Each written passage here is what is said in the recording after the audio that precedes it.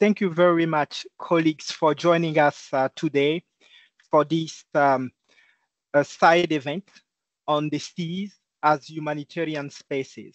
We will be able to start in a minute, and then we will be able to go through the important discussions and hearing from our panelists who are coming from all parts of the world. My name is Patrick Eber, and I will be the moderator for today's session. I'm the Deputy Director for Law and Policy at UNHCR's Division of International Protection, and I will give it another 30 seconds, and then we will be good to start. Thank you all for joining us. I can see that we already have over 130 participants, which is a clear illustration of the importance of these meetings that gathers us today.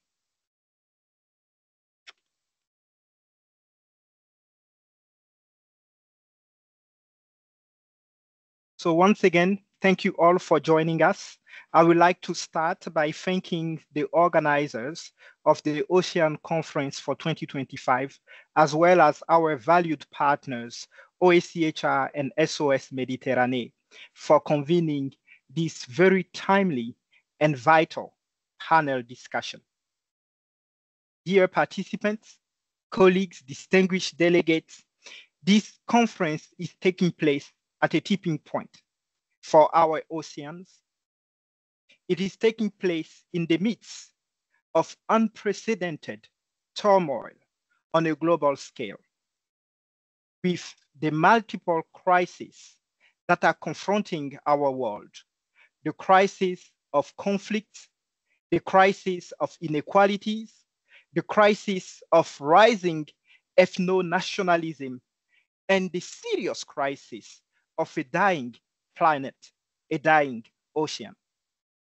Yet, we've all heard over the past 2 days that this ocean conference is being presented by governments, by world leaders, as a conference of hope. Hope that together we can remobilize action for the oceans and that we can reactivate global multilateralism. The surge in the number of ratifications for the High Sea Treaty comes to illustrate this sense of hope and this sense of renewed commitment. But for our world to fully embody this renewed sense of hope, we must ensure that we give attention to what is the immorality of tens of thousands of avoidable deaths at sea, including every year more than 3,000 deaths at sea. The Mediterranean, on the shores of which this conference is taking place, has become an open cemetery for refugees and migrants who are fleeing conflict for refugees or who are in search of opportunities for migrants. This is not only true in the Mediterranean. It is also the case on the Atlantic route. It is the case on the routes between the Eastern Horn of Africa and the Yemen. It is the case in the Andaman Sea. It is the case in the Indian Ocean, where every single year, thousands of lives are lost at sea in search of hope, in search of safety. This is unacceptable. It is a stain on our human conscience. It is a failure of governance. It is a failure to uphold the right to life. It is a failure to uphold international law. As the UN Secretary General made it very clear in his opening remark to this conference, the high seas and the ocean cannot be the Far West. There are indeed zones where international law must prevail. There are zones where the importance and the critical nature of human life must prevail. In fact, we believe that to restore hope, the sea must be recognized not only as a geopolitical and an economic space, but importantly, as a humanitarian space. A space where the protection of human life matters, and a space where the frameworks of international law, including the law of the sea and international human rights, do prevail. But protection is not only about the act of rescue. Protection and saving lives starts with the rescue of people at sea, but must continue and must involve the swift and safe disembarkation of those who are rescued in a place of safety. It must continue with access to asylum for those who need it, and it must continue with access for protection for those who indeed deserve such protection. For many years, UNHCR has consistently emphasized the centrality of protection in the context of sea initiatives. We anchored our work in the principal framework that the sea is indeed a humanitarian space.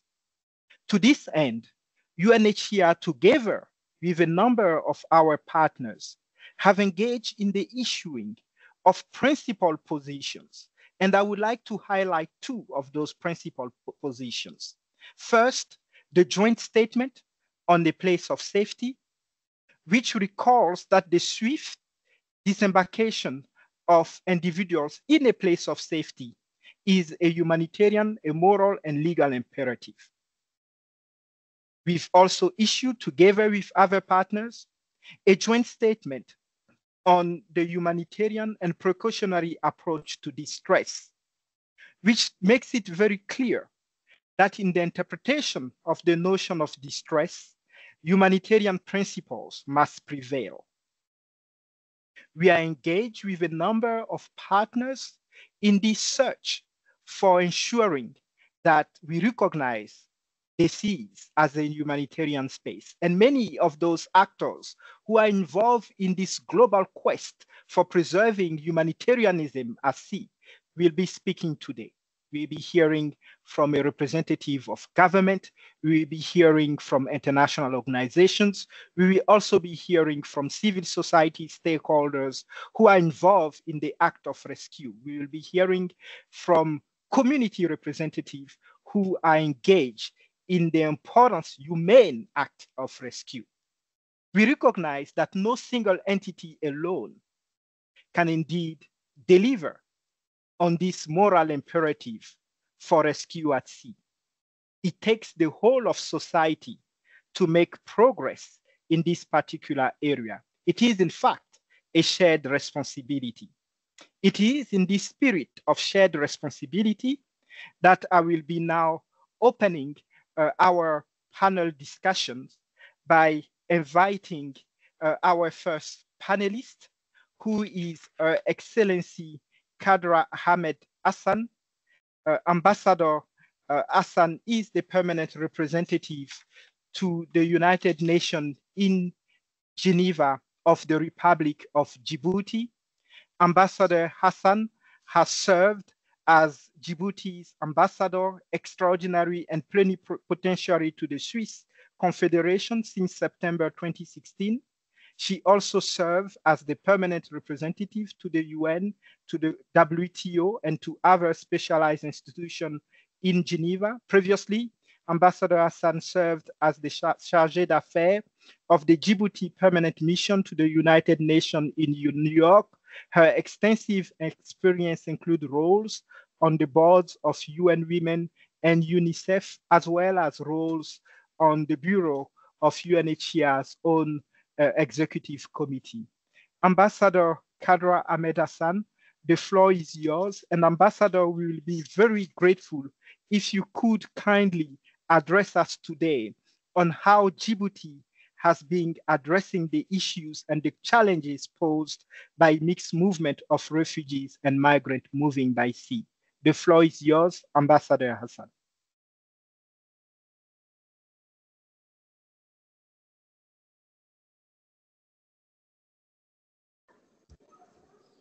I hope I am audible. Good morning. Good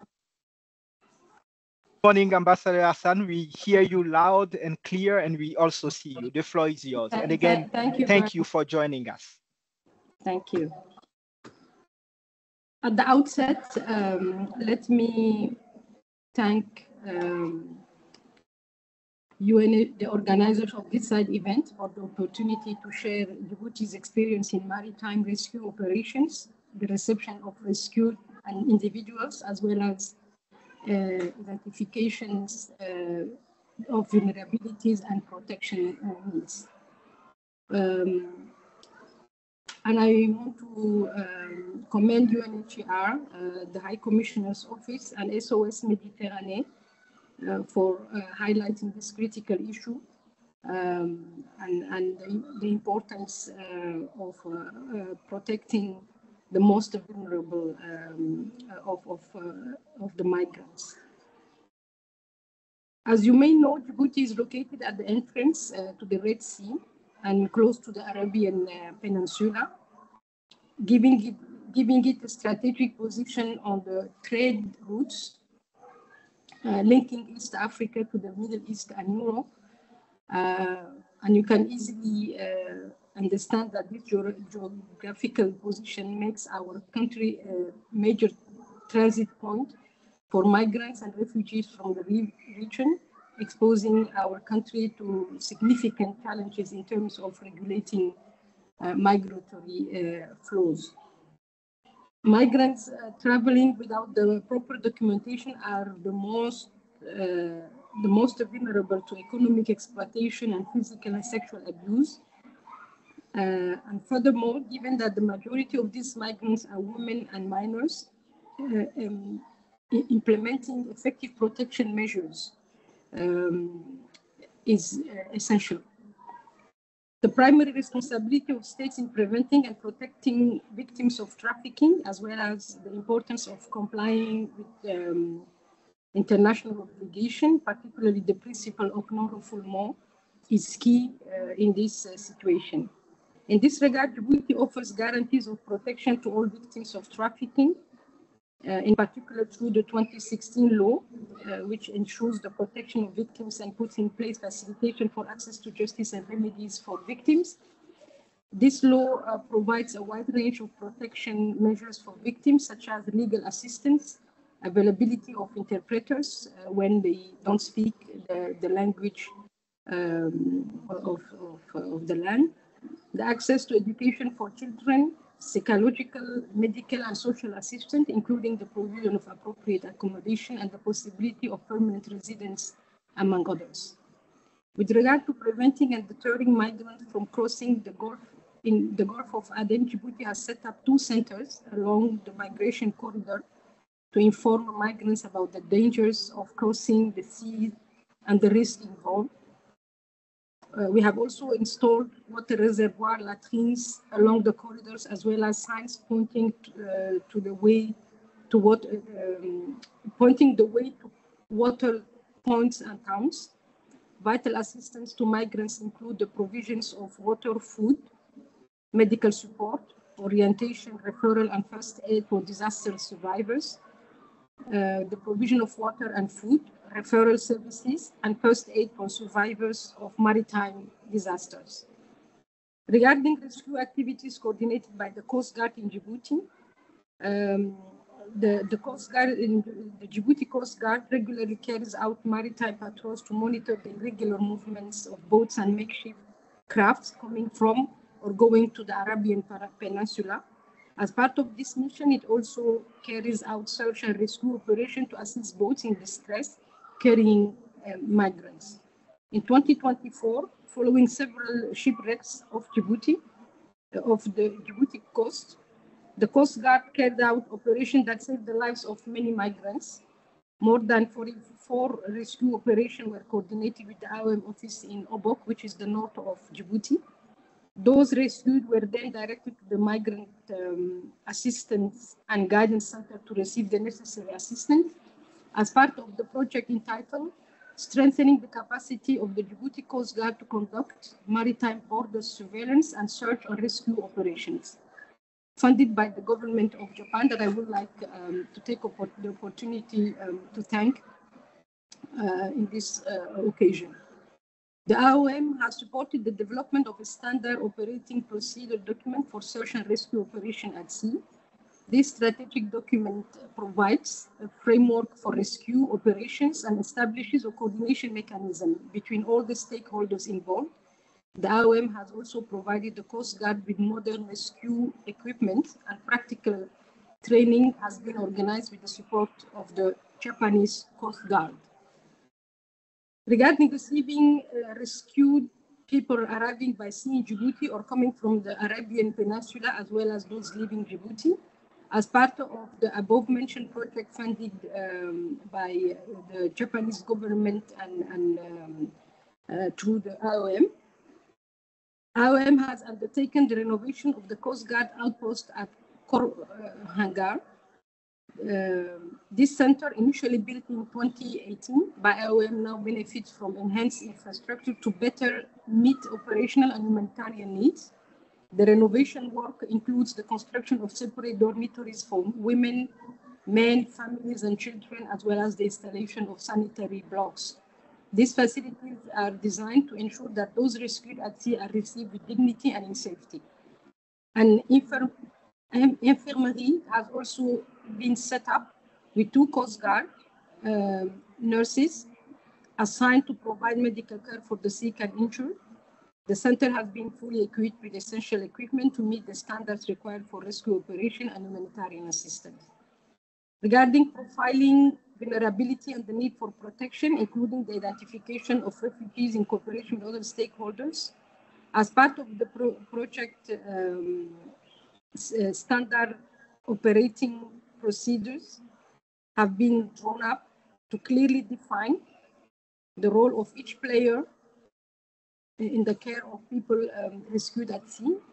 These standard operating procedures have enabled a structural referral mechanism to be put in place, making it easier to direct individuals to the appropriate assistance services. In practical terms, when the Coast Guard intervenes to rescue people at sea, it collects essential information, including the number of people on board, broken down by gender and age.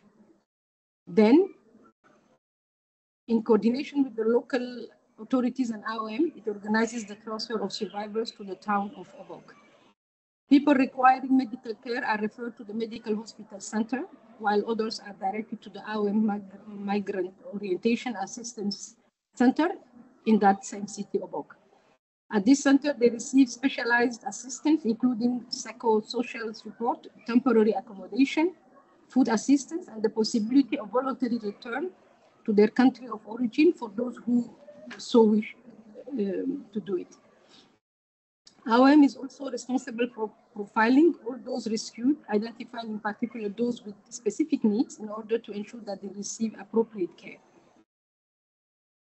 Despite this effort, Djibouti continues to face several challenges that I would like to point to now. The first one is the limited resources. Djibouti has limited financial and material resources to manage the large number of migrants and refugees passing through the country, and the current trend towards reducing development aid and funding from international organizations is likely to further increase the challenges of effectively managing these migratory flows. Institutional capacity constraints is the second aspect.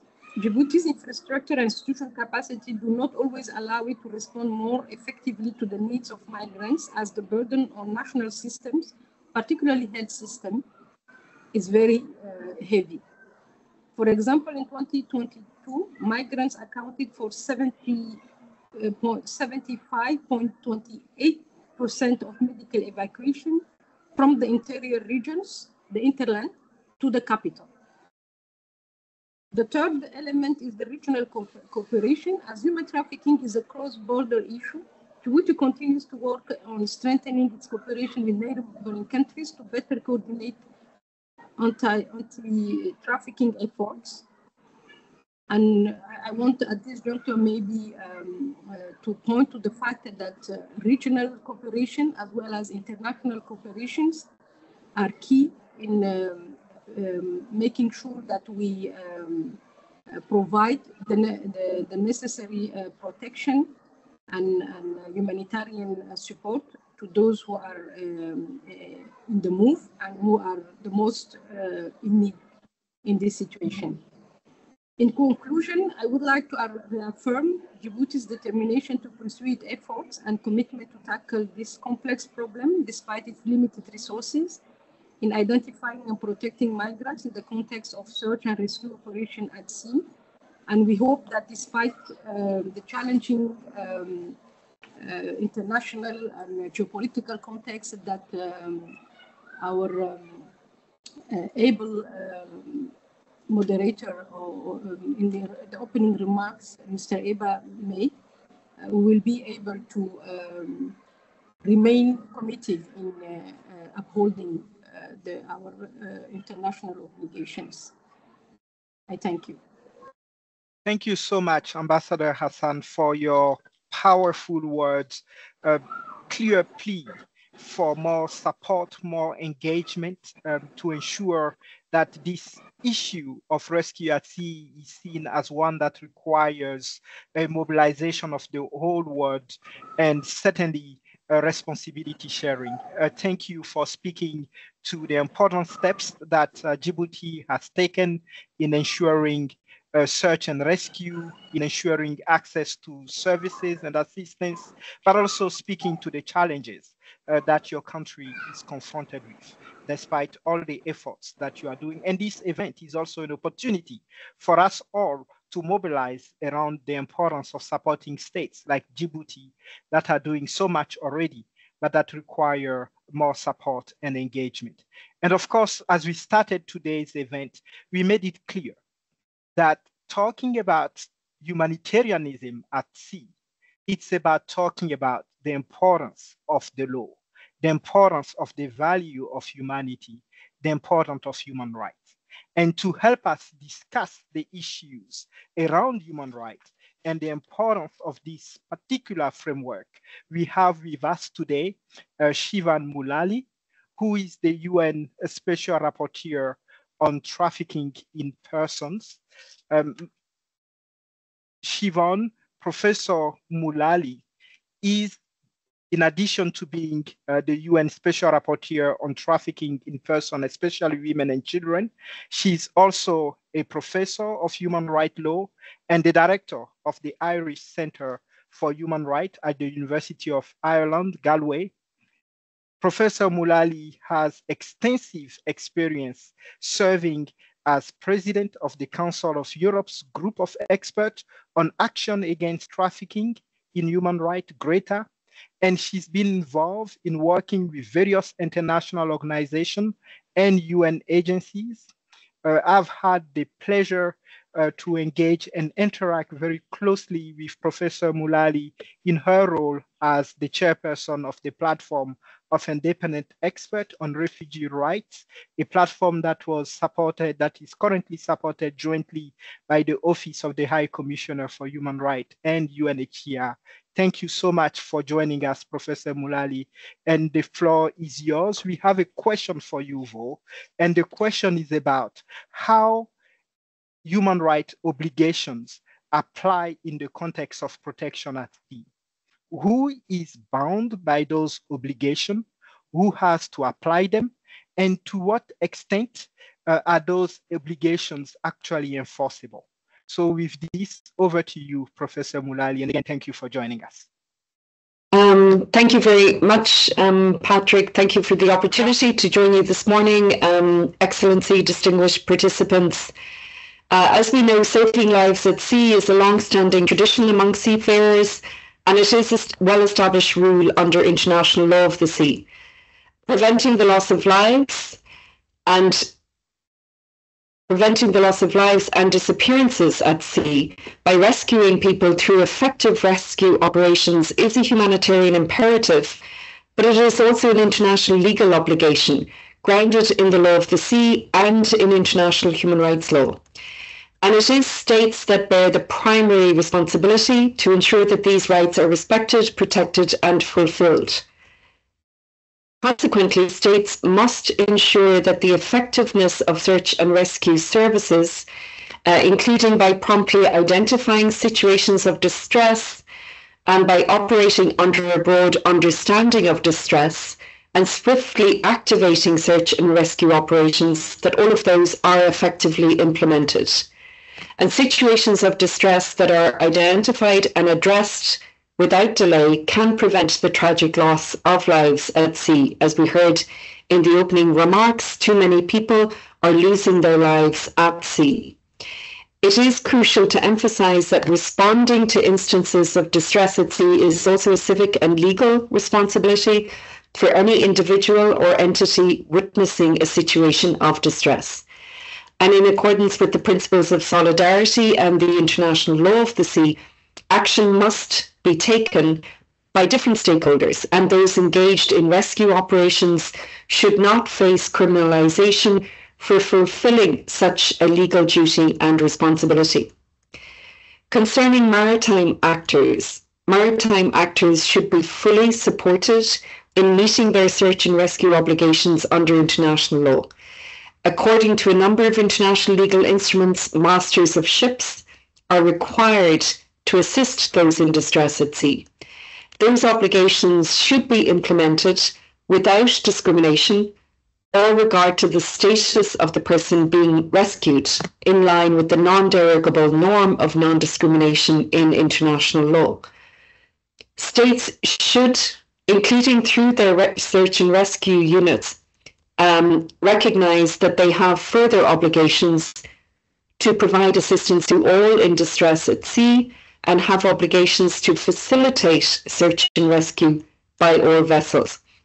States have obligations towards masters of private ships that render assistance to facilitate their efforts and continued journeys. The 2004 amendments of both the SOLAS Convention and the SAR Convention further highlighted the central role of the notion of distress and reinforced the responsibilities of maritime parties to assist individuals in distress at sea, including by reiterating the obligations of states regarding their duty of cooperation and coordination. However, many coastal states have not accepted the amendments, which constitutes a challenge in ensuring a globally uniform response to maritime distress situations. Furthermore, despite the legal instruments in place, restrictive interpretations of what qualifies as a distress situation at sea, coupled with varying approaches to what constitutes appropriate rescue responses, have often resulted in delays or denials of assistance to vessels in distress, exacerbating the risk of deaths and disappearances of migrants and refugees at sea.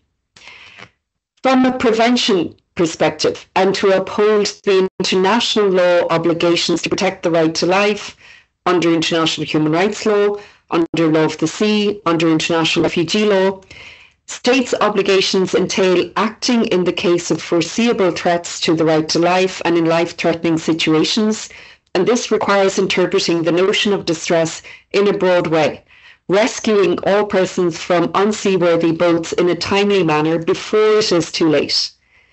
Concerning other stakeholders, including civil society actors who protect the safety and rights of migrants and refugees, including trafficked persons and those at risk of trafficking, are human rights defenders and are entitled to full protections of the international human rights system.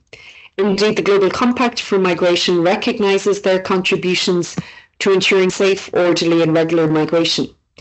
Trafficking in persons, international law concerning trafficking in persons requires cooperation with civil society in assistance and protection of victims or persons at risk of trafficking. And those obligations continue to apply at sea. Along with other UN special procedures mandate holders, I have called on the European Union and on states to ensure that acts of solidarity with migrants by civil society organisations and human rights defenders, including during search and rescue operations and at border crossings, are not criminalised. The right to life must be ensured as a fundamental and non-derogable human rights obligation set out in the International Covenant on Civil and Political Rights and multiple other UN human rights and regional human rights treaties, and confirmed by UN human rights treaty bodies, including the Human Rights Committee, Committee on the Rights of the Child, European Court of Human Rights, and other actors. Effective protection of the right to life also imposes procedural obligations under international human rights law, including obligations to conduct effective investigations, to ensure accountability for alleged failures of protection. And under international law, an act of omission, that is not acting appropriately, including when failing to recognise an apparent situation of distress, could amount to an internationally wrongful act of a state. Thus, the efforts of coastal states in engaging in search and rescue operations are welcome and essential, and the collaboration with the private and humanitarian sector should be commended and must be supported. And to further enhance these efforts, it is crucial to adopt an international law compliant, predictable search and rescue system premised on the rule of law and a common humanitarian and precautionary approach to the concept of the notion of distress, and to uphold the right to life in line with obligations under international human rights law. It is also essential, in accordance with the law of the sea, international human rights law and international refugee law, to ensure disembarkation to a place of safety. And a place of safety must be interpreted as a place where the rights of all persons without discrimination can be effectively ensured, including rights to be protected against refoulement and discrimination and human rights violations, and in the context of victims of trafficking, to ensure that there is effective access to assistance and protection services. And for all those at risk, to ensure that there is effective access to international protection, including to asylum. To conclude, I just want to highlight the multi-stakeholder pledge adopted at the Global Refugee Forum in 2023, which sets out comprehensive recommendations for all stakeholders on developing comprehensive responses to the protection challenges faced by refugees and migrants moving by sea. and I encourage all states, UN entities, civil society, actors and international organisations to engage with the pledge and look how they can play a role in effectively implementing the recommendations to ensure that the right to life is effectively protected at sea. Thank you. Over to you. Thank you very much, Professor Mulali, for your intervention, for unpacking the critical issues of law and the human rights obligations that should underpin the humanitarian approach to ensuring that lives are safe at sea and that search and rescue is conducted in a manner that is compliant with international law, as well as ensuring that safe, swift, and appropriate disembarkation occurs in a place of safety and that people's rights are indeed fulfilled. This provides a very important basis for turning to our next panelist. So thank you very much, Professor Mulali. We will now be turning to our next panelist, who is Anna Bowen. Anna is the regional coordinator for humanitarian diplomacy in Europe and Central Asia for the International Federation of Red Cross and Red Crescent Society, the IFRC. Anna's role includes the provision of humanitarian diplomacy support to the IFRC's operational partnership with SOS MEDITERRANEE on the Ocean Viking boat. And Anna, we would like for you to please speak to us about how you see, in the context of increased displacement and mixed movement that involve sea journeys, how do you see that we understand and protect the sea as a humanitarian space? We would in particular like for you, Anna, to speak to us about the experiences and the approaches that have been used by Ocean Viking, and for you to share some reflection based on that experience. Again, thank you very much for joining us, and the floor is yours, Ms. Bowen. Thank you, Anna, for joining us. Good morning, Patrick and colleagues, and thank you for the opportunity to speak today. As you mentioned, we're talking about the sea as a humanitarian space where we're not just referring to a body of water or international zones of transit, trade or security. We're talking about a space where human dignity must be protected, where humanitarian principles must be upheld, even in the most contested and politicised environments. And right now, that space is under threat. Across the world, including in the Mediterranean, we are witnessing a growing disregard of the core principles that guide humanitarian action: humanity, neutrality, impartiality, and independence. We're seeing an increase in polarisation, politicisation of aid, and dehumanising rhetoric, which in turn is fueling distrust, jeopardising our access to communities and putting the most vulnerable at even greater risk. But saving lives is not a political act. It is a humanitarian imperative, as we've heard from the professor before me. And this is one that National Red Cross and Red Crescent societies have been mandated by their states to uphold. Neutrality and impartiality are not abstract ideals. They are what allow us to operate in complex, polarised environments. And so when we allow these principles to be undermined, we don't just endanger aid workers, we endanger the people that need our protection.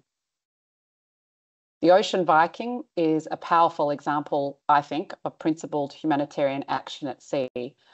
Operated by SOS MEDITERRANEE and supported by the International Federation of Red Cross and Red Crescent Societies, this vessel is more than a rescue ship, it is a lifeline. SOS Med brings the maritime expertise to conduct search and rescue. The IFRC provides post-rescue care, medical support, psychological first aid, protection services, and humanitarian relief. Together, we ensure that people rescued at sea are not only saved from drowning, but are treated with dignity and compassion.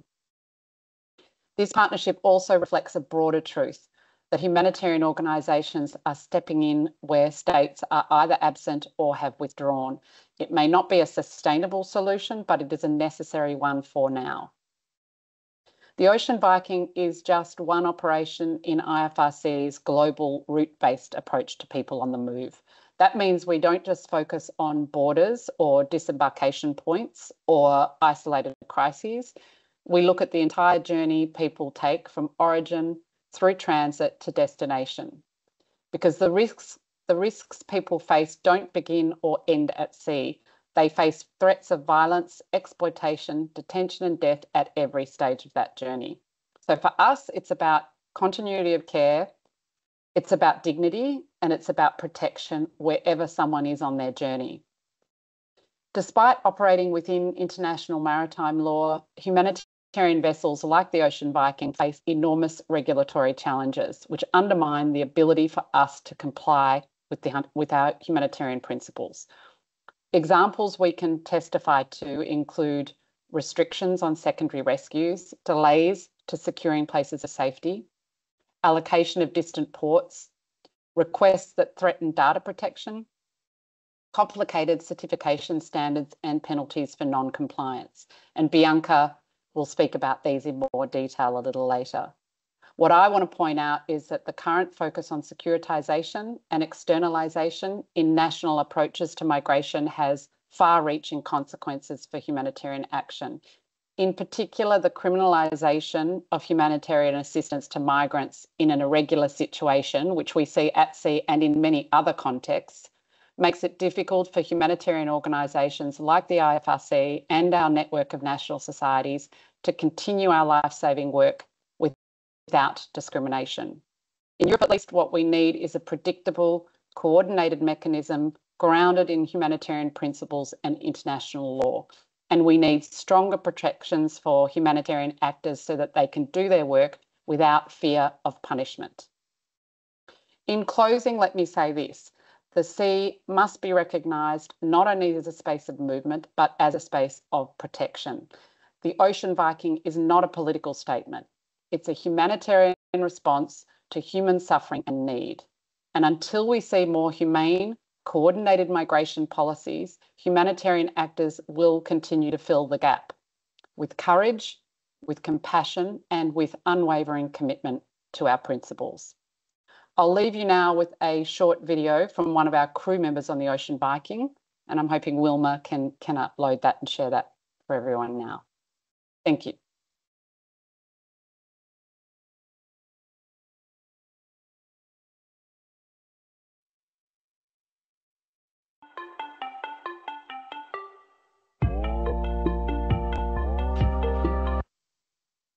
Are you able to hear the volume?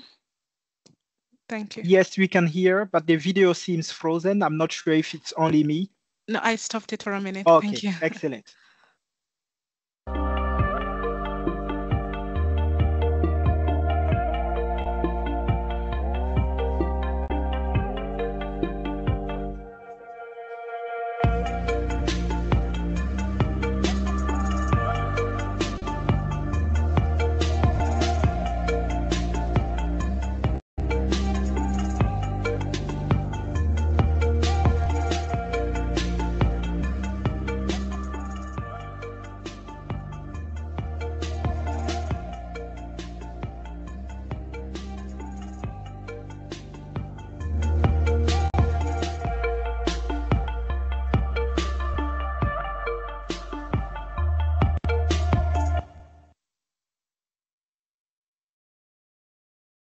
Thank you. Back to you, Patrick.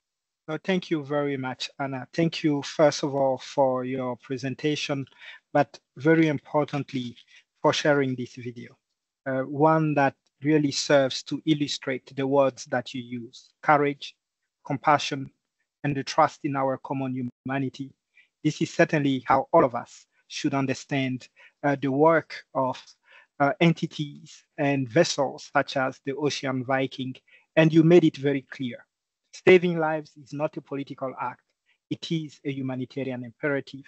And it is the message that we would like all of those who join us today to retain and for us to continue advocating and pushing forward. So thank you, Anna, for joining us for this event and for your words and for the video.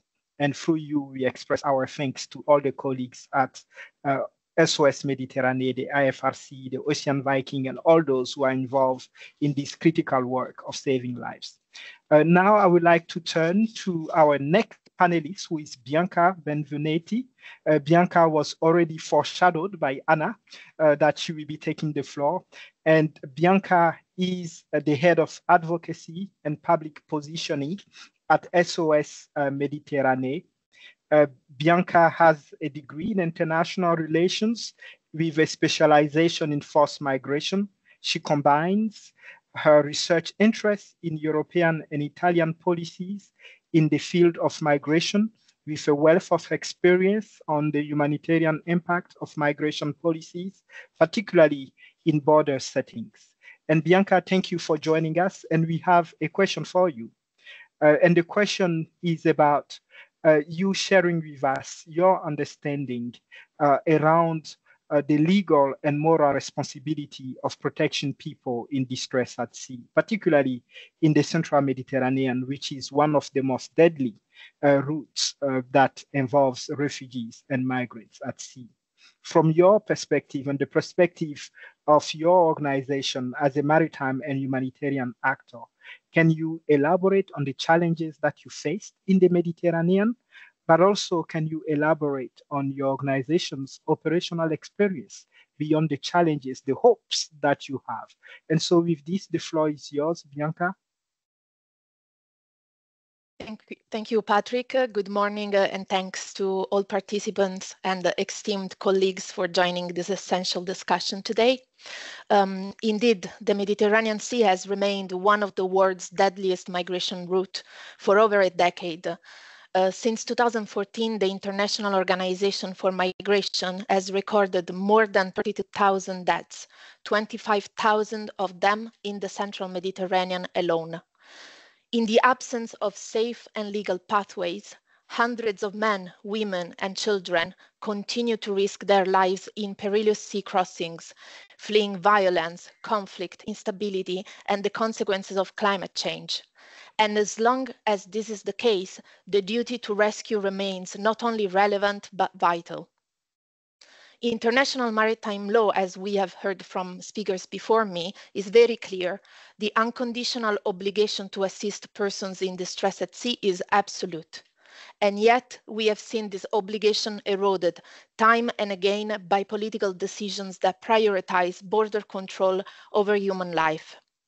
The turning point came in 2014 when Italy ended Operation Mare Nostrum.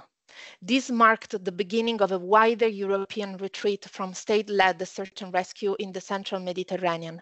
In its place, a fragmented and dangerous system emerged, delegating responsibility to actors with questionable capacities and catastrophic human rights records, most notably the Libyan Coast Guards. This policy shift has left a deadly gap at sea.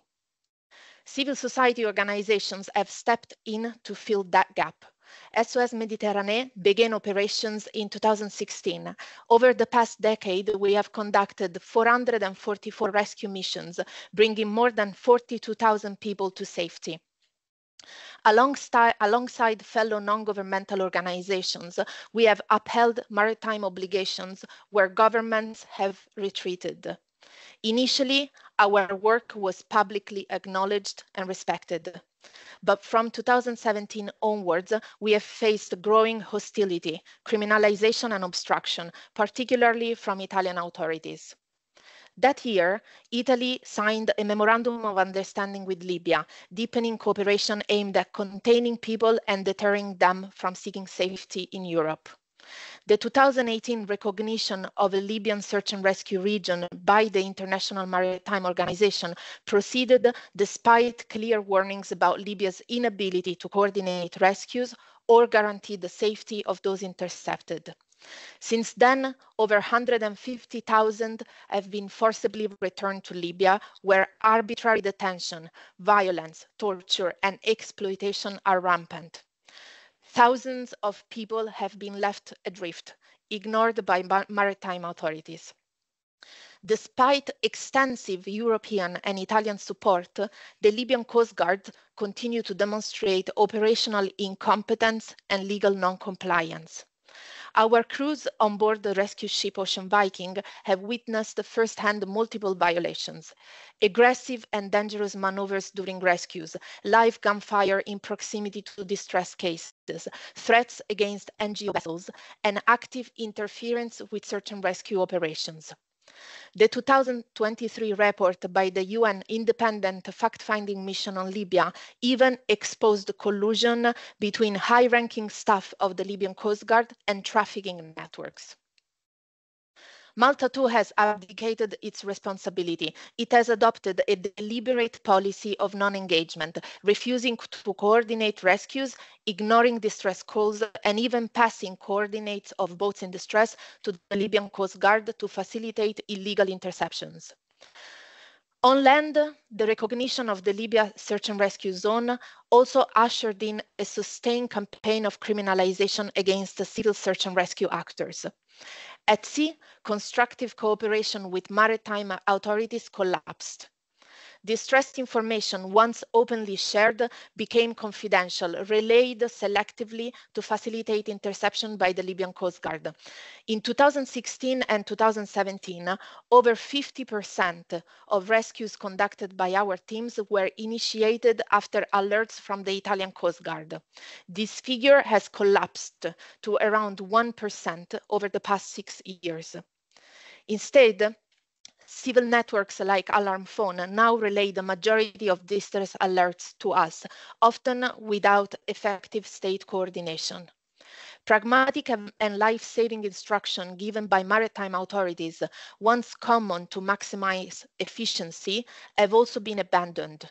Since mid-2018, search and rescue NGOs have no longer been permitted to transfer rescued persons to other vessels, a change that hampers our ability to swiftly return to rescue zones and continuing life-saving missions.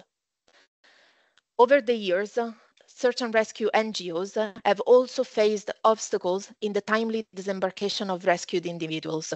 Successive Italian governments have implemented policies that deliberately delay access to places of safety.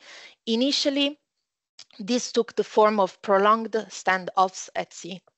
Today, a systematic practice is in place, assigning remote ports to NGO vessels, prolonging navigation and reducing the time assets can spend in the rescue zones. The Ocean Viking alone has lost 171 days to this policy in the past 2 years. According to international maritime law, coastal states have a binding duty to coordinate and ensure the rescue of people in distress within their search and rescue region. What happens today in the central Mediterranean Sea is not coordination, it is abandonment.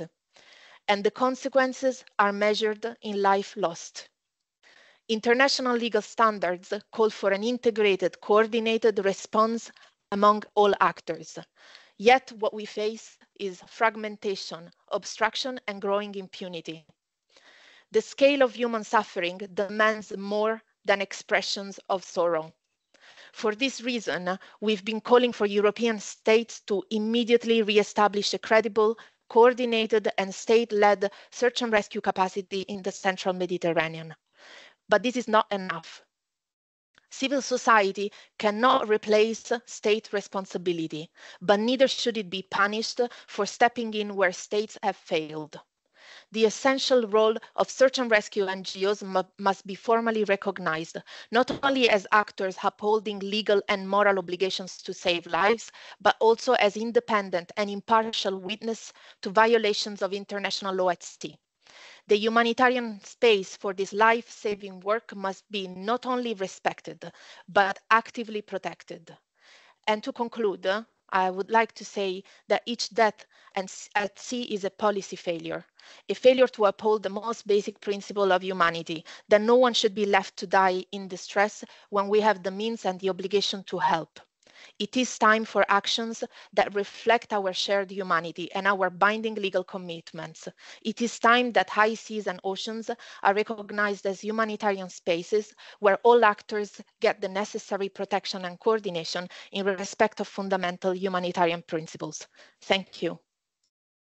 Thank you very much, Bianca, for speaking to the challenges, but also for highlighting the hope that you still hold, hope that these values and principles will be respected for ensuring that the sea is no longer a place of death, but a place where lives are upheld and values respected.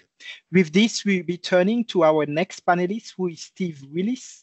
And Steve Willis is a maritime safety and drowning prevention specialist with over 25 years of experience. He began at the Royal National Lifeboat Institution, helping establish its international department. He's worked with WHO, UNICEF, and others on disaster risk reduction and public health and community resilience. Steve is currently a project specialist at the International Maritime Rescue Federation, where he supports global search and rescue efforts. He's led projects in over 30 countries, and he's been part of efforts to integrate drowning prevention into public system. Thank you very much for joining us, Steve. And our question to you, Steve, is for you to tell us about the challenges that are facing the SAR community and what guidance and support is available to those who are operating in this space. With this, the floor is yours. Great, thank you, Patrick, and thank you for the opportunity to speak on this really important panel this morning. As you said, I'm going to briefly talk about some of the challenges facing search and rescue operators, but also others that respond to irregular migration and these types of mass rescue operations. But I will also touch on some of the exciting activities that are happening currently to hopefully help overcome some of these challenges that face that community in particular. As we've heard from the previous speakers, over 25,000 people have drowned during migration over the last decade, which is a huge challenge for not only those obviously involved in those particular routes, but also those that need to respond and assist those people in distress. The Ocean Viking is sort of one of only probably a handful of dedicated resources that are tackling that particular group of rescuees. Most of the burden is being picked up by kind of more regular search and rescue operators that have other responsibilities beyond irregular migration. But also not to forget that actually probably the majority of rescues are conducted by other vessels that aren't dedicated search and rescue operators. So fishing vessels, commercial shipping vessels that perhaps have very limited capacity and capabilities for this type of incident. So there is a growing demand on the search and rescue community, but there is, as I say, some great work going on to hopefully address some of those issues. Some of the things that face more regular search and rescue organisations with this particular type of rescue scenario is the fact that most vessels aren't designed to respond to mass casualty events. Most search and rescue incidents that happen are one or two people on one vessel, and it's fairly straightforward in terms of the type of work that they do. But those boats and those crews are now expected to go out and pick up a large volume of people in obviously huge distress, often on vessels that are unseaworthy, which means the demands and sort of strains on those services is unprecedented in terms of the regular work that they may do. And as I say, other vessels that are passing that are also asked to assist are also having to deal with these unusual situations where they don't have the particular training or equipment or systems or even the coordination to deal with these. And we're also seeing in the commercial shipping sector, more often than not, some of the kind of reporting mechanisms is done much more from the shore side now than from the masters on board those vessels. So that adds another layer of complexity when responding to some of these mass rescue incidents. But as I say, there is some good news in terms of work that's going on to hopefully address some of these things. So next week in Sweden, the IMRF is launching its updated mass rescue operations search and rescue guidance. And for the first time, this is a whole chapter dedicated to irregular migration and types of unique characteristics that brings those complex rescue scenarios. So there's a huge amount of new information that's in the guidance that's particularly aimed at those that respond to these mass rescue events and particular migrations. So that will be launched next week and will be freely available to anybody who's working in the search and rescue community. And I should say people from organisations like SOS Med have been very much part of the authors who's inputted into that new guidance. There's also just launched this month the first ever Global Maritime Search and Rescue Systems Review. This has been kindly funded by the Lloyd's Register Foundation and will be done by the IMRF. This is the first time a global review has ever been conducted. As we've heard from previous speakers, there's lots of international conventions, laws, systems, processes, but much of it perhaps is outdated, and some of the kind of complexities probably haven't been considered in today's world, but particularly looking forward to the next 10 to 20 years. This review isn't just looking at migration, obviously, it's looking at a whole host of challenges that will face the SAR community, everything from climate change to geopolitics, to funding constraints, to all sorts of things will be looked at. But migration will certainly feature within this review. There'll be an opportunity then to capture those recommendations and then use that as an advocacy tool to talk about where things may be requiring updating or being looked at in greater detail. The other piece of work that's ongoing that some of you may be aware of, recently a Geneva-based organisation called the Foundation for Humanitarian Action at Sea was formed. This is a high-level dialogue platform for all actors involved in the search and rescue of migrants. So this involves, for the first time, legal experts, UN agencies, search and rescue operators, shipping contractors, commercial shipping operators, bringing everybody together who plays a role in this issue to work out what people's needs are and how we can work more together to try and address some of these pressing issues. And that's looking at things like better or improved data capture, how we also use the information as an advocacy tool for policy development, also looking about capacity and capability sharing across different areas. We know in low resource settings, there's a huge lack of capability at the moment. You look at areas like the Bay of Bengal, where migrants have been moving from the Rohingya population from Bangladesh through to Malaysia and Indonesia. Very different situation, perhaps the Mediterranean, in terms of the response services there. So this platform is trying to capture all that information and then make sure it's used to kind of advocate and push this issue forward. So there are a range of mechanisms and things that are happening to support the search and rescue community as a whole. My details are there if you'd like any more information, but I'll leave it there, Patrick, and back to you. Thank you. Thank you very much, Steve, for sharing these tools as well as a valuable support for the maritime SAR community. It's important to know all of these and to know that there is support available out there, as well as new spaces and fora for dialogue and engagement. And thank you for mentioning the Foundation for Humanitarian Action at Sea. So colleagues, thank you once again for your time and for sticking with us. We know we are beyond time, but please still bear with us. We have a final panelist, and certainly not least. And I would like to now turn to our last panelist for today, who is Mr. Adek. Mr. Adek leads the Panglima Lot Institution in Aceh in Indonesia, which translates as the Sea Commander of Aceh. Panglima Lot Institution is a deeply respected and historically significant role that has governed nearly all aspects of traditional maritime life in Indonesia.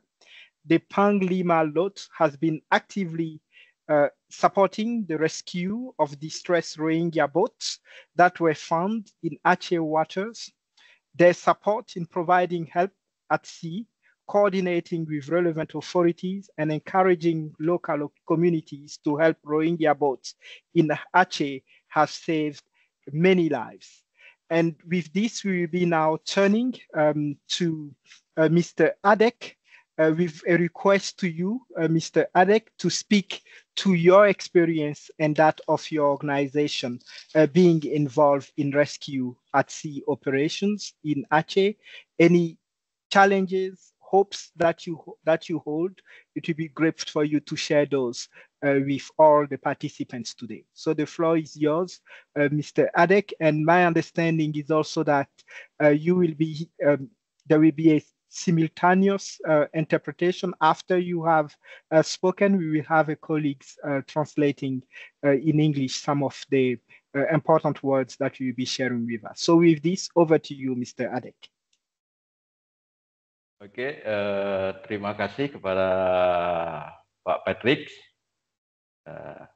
Assalamualaikum warahmatullahi wabarakatuh. Hormat kami kepada pelaksana kegiatan ini, pada hadirin dari seluruh dunia.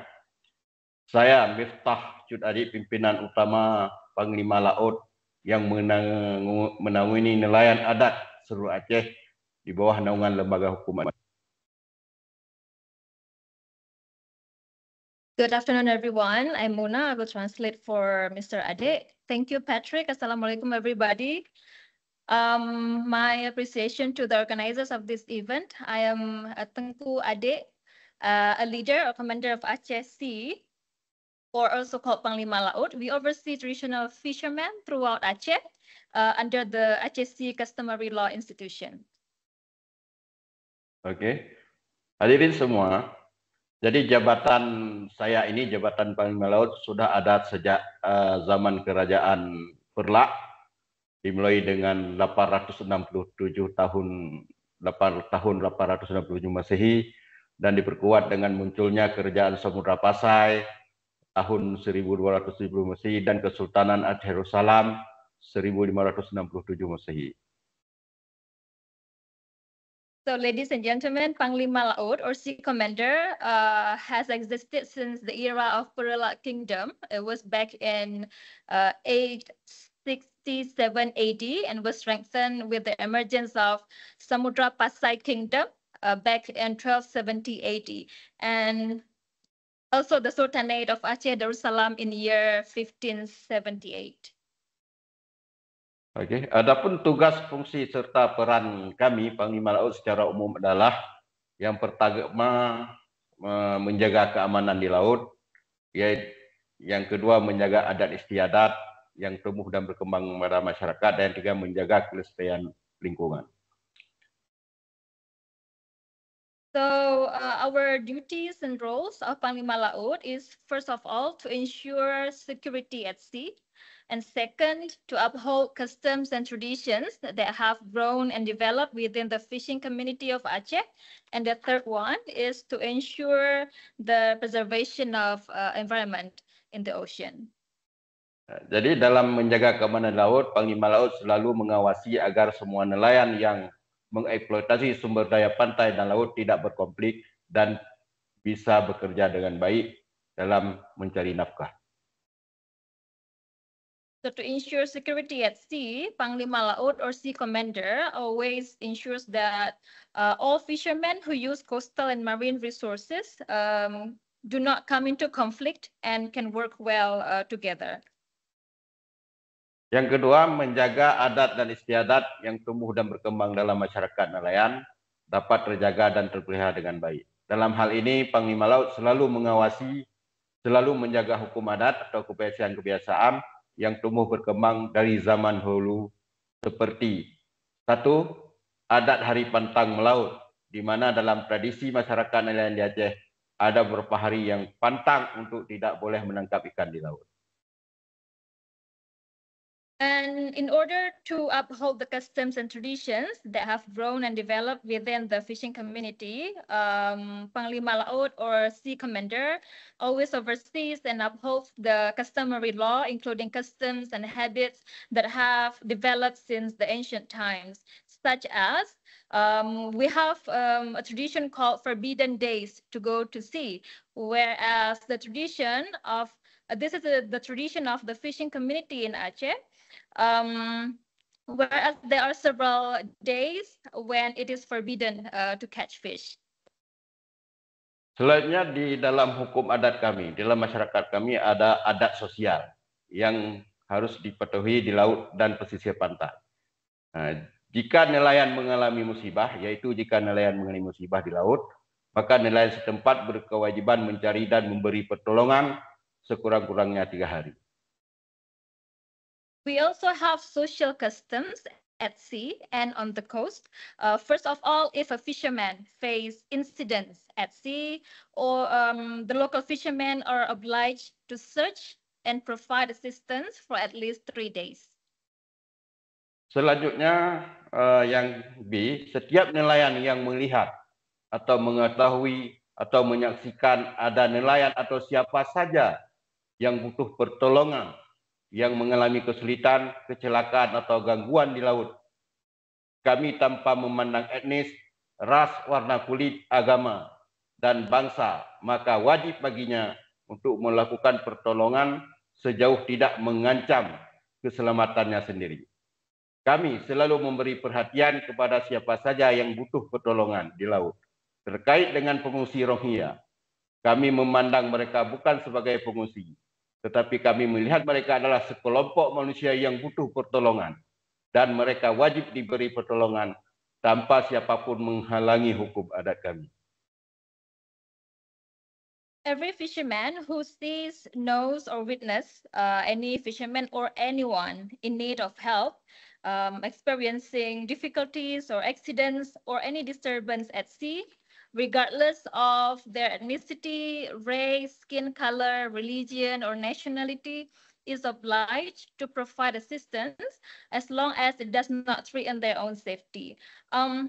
We always provide aid to anyone who needs help at sea. And regarding the Rohingya refugees, we do not view them as refugees. Rather, we see them as fellow human beings in need of help. It is our obligation to help them, and no one is to obstruct this customary law. Selanjutnya, setiap nelayan yang melihat dan menemukan barang hanyut atau benda lain yang berharga di wilayah laut dan pantai wajib melaporkan kepada Panglima Laut setempat, dan untuk selanjutnya pihak Panglima Laut mengumumkannya, dan apabila dalam waktu yang ditentukan tidak ada pemiliknya, maka barang tersebut akan diserahkan kepada pihak berwajib. And every fisherman who sees and finds drifting objects in the sea and coastal areas is obliged to report to the local sea commander, who will then announce it. If within the specified time there is no answer, the goods will be handed over to the authorities. Selanjutnya yang ketiga, tugas dan fungsi dan peran kami adalah menjaga kelestarian lingkungan.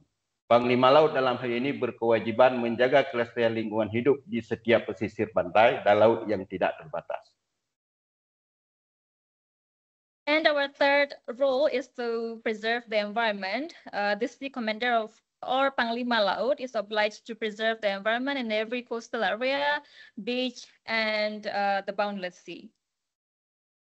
Demikian penjelasan singkat kami tentang adat kami yang sudah berakar, dan kami berharap agar dunia internasional bisa memahami pekerjaan sosial kami yang tanpa jerih payah, tanpa penghargaan dari siapapun. Yang kami butuhkan adalah bagaimana semua ini terjaga dengan baik, dan kelak anak cucu kami bisa menikmati laut yang indah dan lestari. Dalam hal ini bukan berarti kami menolak semua nilai penghargaan yang diberikan dunia internasional dan nilai materi untuk pemberdayaan lembaga adat kami ini. Semoga laut seluruh dunia bisa terjaga dengan baik. Assalamualaikum warahmatullahi wabarakatuh. So this is my brief explanation of our customs that are deeply rooted, and we hope that the international community can be aware of our social work, which is carried out tirelessly and without any expectation of reward from anybody. All we need is for the sea and all resources to be well preserved, so that our children and grandchildren can enjoy a beautiful and preserved ocean.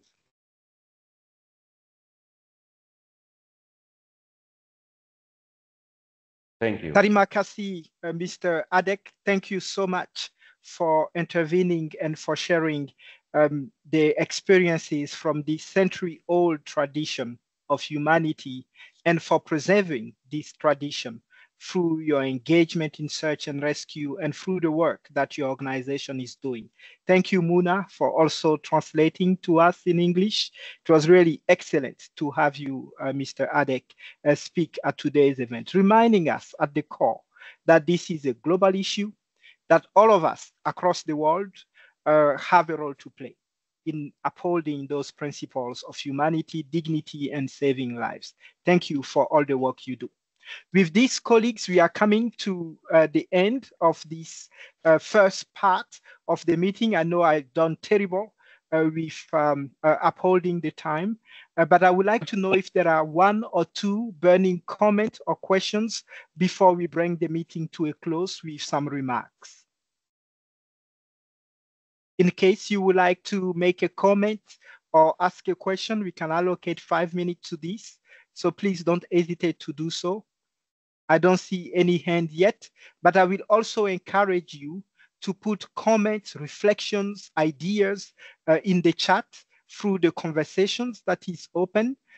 Please don't hesitate to do so and share your ideas, your thoughts, and your commitment in terms of how we can take forward this important endeavor to advocate for the recognition of the seas as humanitarian spaces. Colleagues, as we've come now to the end of the time that we have together, and as I do not see any hand raised, but again, inviting you all to put comments and reflections through the chat, I would like to bring the meeting to a close first by expressing our deep appreciation to all the panelists who joined us today and who spoke. I would like to thank you, Ambassador Hassan, for sharing the perspective from Djibouti, the important work that your country and your government is doing despite the challenges that you've highlighted. It is certainly an expression of the honor of Djibouti to be doing this work. We've heard you loud and clear in terms of the call for support and additional resources.